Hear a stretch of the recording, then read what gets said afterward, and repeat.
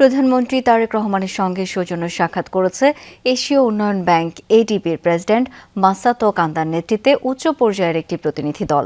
সাক্ষাতে আগামী 5 বছরে ইন্টিগ্রেটেড গ্রোথ নেটওয়ার্ক ডেভেলপমেন্ট ইনিশিয়েটিভের জন্য বাংলাদেশকে $5 বিলিয়ন দেওয়ার পরিকল্পনার কথা জানায় এডিবি।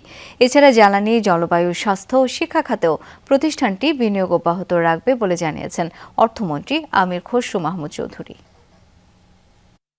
ঢাকা সফর করছে এশীয় উন্নয়ন ব্যাংক এডিবি প্রেসিডেন্ট মাসাতো কান্দার নেতৃত্বে উচ্চ পর্যায়ের প্রতিনিধি দল।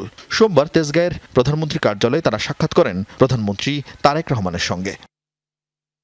সাক্ষাতে দুপক্ষের মধ্যে বিভিন্ন বিষয় ও উন্নয়ন সহযোগিতা নিয়ে আলোচনা হয় বলে জানান অর্থমন্ত্রী। বাংলাদেশকে বহুমুখী ও সহনশীল অর্থনীতি গড়ে তুলতে এডিবি সহায়তা অব্যাহত রাখবে বলেও জানানো হয়। আগামী দিনের জন্য বিশেষ করে রিনিউয়েবল এনার্জি, সোলার, বিশেষ করে এখানে একটা কি সাপোর্ট দেওয়া যায় রিনিউয়েবল এনার্জির জন্য। বাট $2 বিলিয়নের মতো একটা আলোচনা চলছে ওদের সাথে।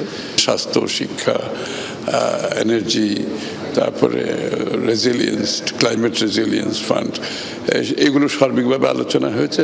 এছাড়া বিনিয়োগ সম্প্রসারণ, কর্মসংস্থান সৃষ্টি, যোগাযোগ ব্যবস্থার উন্নয়ন ও ভারসাম্যপূর্ণ আঞ্চলিক প্রবৃদ্ধি নিশ্চিত করতে বছরে প্রায় $100 কোটি দেওয়ার প্রতিশ্রুতি দেয় এডিবি। নর্থ বেঙ্গল থেকে শুরু করে চট্টগ্রাম পর্যন্ত একটা ইন্টিগ্রেটেড ডেভেলপমেন্ট প্রজেক্ট। এখানে অনেকগুলো গ্রোথ সেন্টার থাকবে, এখানে অনেকে ইনভলভ থাকবে, এখানে মাল্টি মডেল কমিউনিকেশন সিস্টেম থাকবে, এখানে ইন্ডাস্ট্রিয়ালাইজেশন থাকবে, ডিজিটাল ডেভেলপমেন্ট থাকবে। তো এই প্রজেক্টটা হচ্ছে আগামী 5 বছর, ওখানে $5 বিলিয়ন।